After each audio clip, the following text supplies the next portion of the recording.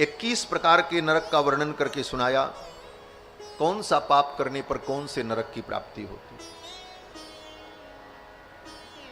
जो व्यक्ति अपने जीभ के स्वाद के लिए पशु पक्षियों को मार करके उन्हें खाता है, उसे यमराज के दूत कुंभी पाक नाम के नरक में ले जाते हैं। यस्त्विहि वा उग्रह पशून् पक्षिणो वा प्राणत उपरंधयन्ति तमपकरुणं पुरुषादैरपि विगर्हितम् अमुत्र यमानुचराः कुंभी पाके तप्त तैले परिरंधयन्ति। यमराज के अनुचर उन पापी प्राणियों को कुंभी पाक नाम के नरक में ले जाते हैं। जो लोग अपने माता पिता और ब्राह्मण इनको मारते हैं, इन्हें दुख देते हैं, उनको यमराज के दूत नरक में ले जाते हैं और उस नरक में कालसूत्र नाम के नरक में उन्हें विविध यातनाएं दी जाती हैं। सुखदेव भगवान कहते हैं, राजन, जो लोग अपने वैदिक पथ का त्याग करके यस्त्विहि वै निज वेद पथाद अनापद्यपगतः पाखंडम चोपगतः तम असिपत्रवनं प्रवेश्य कषया प्रहरन्ति। यस्तु ही वही निज विवेद पथाद अनापद्यपगतः, जो लोग अपने वैदिक मार्ग को छोड़कर पाखंड मार्ग का अनुसरण करते हैं, उनको यमराज के दूत असिपत्र नाम के नरक में ले जाते हैं। वैदिक मार्ग को छोड़कर पाखंड मार्ग का कभी अनुगमन नहीं करना चाहिए। और कलयुग में तो अनेक पाखंड के मार्ग फैले हुए हैं। इस समय बहुत सावधानी की जरूरत है। श्री गोस्वामी पाद कहते हैं, दंभिन निज मति कल्प कर प्रकट किए बहु। दंभियों ने अनेक पंथ प्रकट कर दिया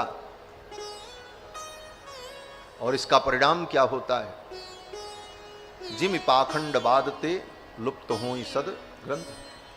पाखंडवाद के कारण ही सदग्रंथ वैदिक मार्ग विलुप्त हो जाता है। तो आज के इस युग में पाखंड मार्ग से बचकर सनातन परंपरा में रहकर वैदिक मार्ग का हम अनुसरण करें, यह भी सावधानी आवश्यक है। ऐसे लोगों को यमराज के दूत असिपत्र नाम के नरक में ले जाते। नरक का वर्णन सुनकर के राजा परीक्षित चिंतित हो गए। राजा परीक्षित ने कहा, महाराज, नरक की इन यातनाओं से बचने का कोई उपाय? अगर पाप हो ही गया तो हम नरक की यातनाओं से कैसे बच सकते हैं? तो सुखदेव जी ने कहा, एक उपाय तो यह है कि इन पापों का प्रायश्चित कर लो।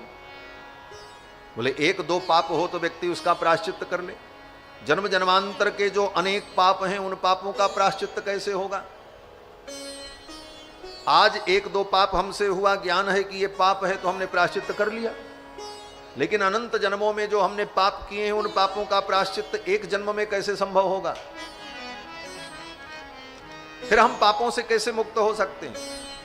तो सुखदेव भगवान ने कहा, राजन, एक उपाय है।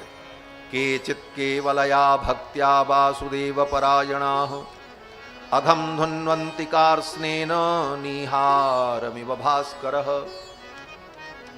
केवल भगवान की भक्ति के द्वारा, केचित् केवलया भक्त्या वासुदेव परायणाः, भगवान वासुदेव के परायण होकर, नारायण परायण होकर भगवान की भक्ति के द्वारा एक ही जन्म में ले लो तो सारे पाप नष्ट हो जाते। एक बार कहा राम तो हो गया काम, हो गया काम, सारे पाप नष्ट हो गए।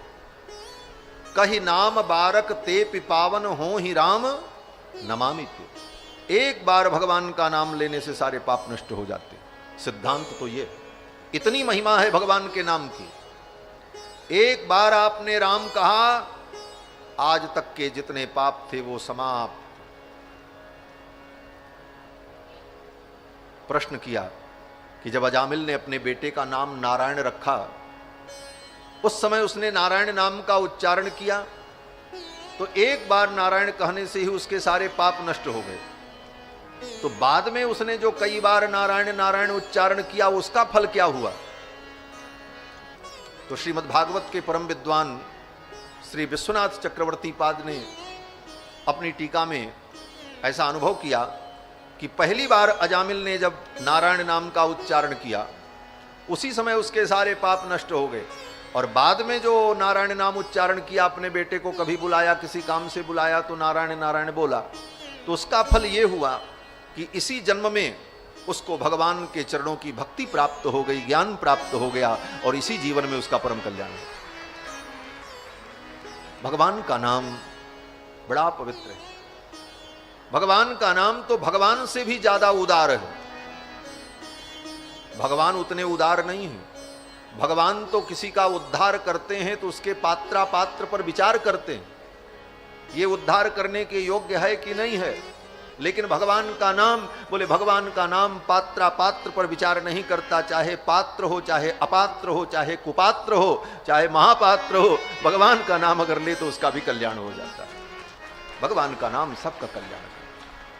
नाम संकीर्तनम यस्य सर्व पाप प्रणाशनम। भगवान का नाम संकीर्तन समस्त पापों का नाश कर देता। अजामिल एक दिन बीमार था, बिस्तर पर पड़ा था। यमराज के दूत उसे लेने आ गए। तब तक उसने अपने बेटे को बुलाया, अरे नारायण बचाओ। यमराज के दूतों को देख करके डर गया, और ज्यों ही उसने कहा नारायण बचाओ, भगवान विष्णु के पार्षद आ गए। और भगवान विष्णु के पार्षद, भगवान नारायण के पार्षदों ने यमराज के दूतों को डांट फटकार करके विदा कर दिया। बोले चले जाओ, इसे छोड़ दो, इसने मेरे स्वामी का नाम लिया है, इसे तुम नहीं ले जा सकते। ये संवाद अजामिल ने बिस्तर पर पड़े पड़े सुना। यमराज के दूत चले गए। अजामिल ने जब इस संवाद को सुना, भगवान के दूत भी चले गए। भगवान के दूत तो बचाने के लिए आए थे। तो अजामिल को सद्बुद्धि आ गई कि मैंने अपने पुत्र को बुलाया तो भगवान नारायण के पार्षद आ गए, अगर मैं श्रद्धा से, भाव से, प्रेम से भगवान के नाम का उच्चारण करता तो भगवान की मेरे ऊपर कितनी कृपा हुई। ये सद्बुद्धि आ गई अजामिल को, और उसी दिन से अजामिल ने सारे पाप कर्मों का त्याग कर दिया और भगवान का नाम जप करने लगा। और फिर तो अजामिल गंगा के तट पर जाकर के खूब नाम का जप करता है, और नाम जप करके अजामिल को परम गति की प्राप्ति हो गई। हरिद्वार में जाकर गंगा के तट पर अजामिल ने खूब नाम का जप किया, और जब उसके मरने का समय आया तो भगवान के पार्षद आए और विमान में बैठ करके अजामिल भगवान के धाम को चला गया। इसी जन्म में उसे सदगति की प्राप्ति हो गई। इतना बड़ा पापी था। किसने कल्याण किया? बोले भगवान के नाम ने। भगवान का नाम बड़ा सरल है, कोई पैसा नहीं लगता नाम लेने में, और नाम का उच्चारण करने के लिए किसी से जीभ भी उधार मांगने की जरूरत नहीं, जीभ अपनी है। हाँ। और भगवान का नामोच्चारण करने के लिए किसी से दीक्षा लेने की भी जरूरत नहीं। हाँ। नो दीक्षा न च दक्षिणा न च पुरश्चर्या मनागीक्षते। भगवान का नामोच्चारण करने के लिए न दीक्षा की जरूरत है, न दक्षिणा की जरूरत है, न पुरस्चरण की जरूरत है, और जीभ अपनी है, और समय की भी कोई पाबंदी नहीं, जब बोलो तब बोलो। शुद्ध अशुद्ध किसी भी दशा में भगवान का नाम उच्चारण करो, धीरे से बोलो, जोर से बोलो, मन में बोलो, जैसे बोलो, कोई नियम नहीं, केवल भगवान का नाम बोलो, हरि बोल हरि बोल हरि बोल। लेकिन इसके बाद भी हमारे मुख से भगवान का नाम नहीं निकलता।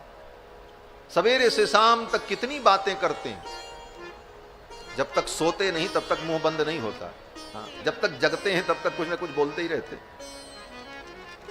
अकेले भी रहते हैं तो फोन में ही बोलते रहते। पहले तो लोग अकेले रहते थे तो कम से कम बोलने से बच जाते थे, अब तो अकेले भी कोई बच नहीं पाता। अकेले भी हैं तो फोन तो साथ में ही। लेकिन इसके बाद भी हम भगवान का नाम नहीं लेते, कैसे कल्याण हो? भगवान का नाम तो चलते फिरते उठते बैठते, राम ही सुमिरिय गाई, राम ही संतत सुनी, राम गुरु राम। भगवान का नाम सर्वविध कल्याण करता है। और गोस्वामी जी महाराज तो कहते हैं समय बहुत कम है, आधा समय बीत गया, जीवन चला गया। करने के लिए बहुत है, क्या क्या करोगे? वेद पुराण शास्त्र में कितनी बातें कही गई हैं, सबको सुनो फिर समझो। बोले तब करो। बोले सुन करके समझ करके जब करने का समय आएगा तब तक मरने का समय आ जाएगा, कब करोगे? गोस्वामी जी कहते हैं अल्प तो अवधि जीव तामे बहु सोच पोच, करीबे को बहुत कुछ काह काह कीजिए।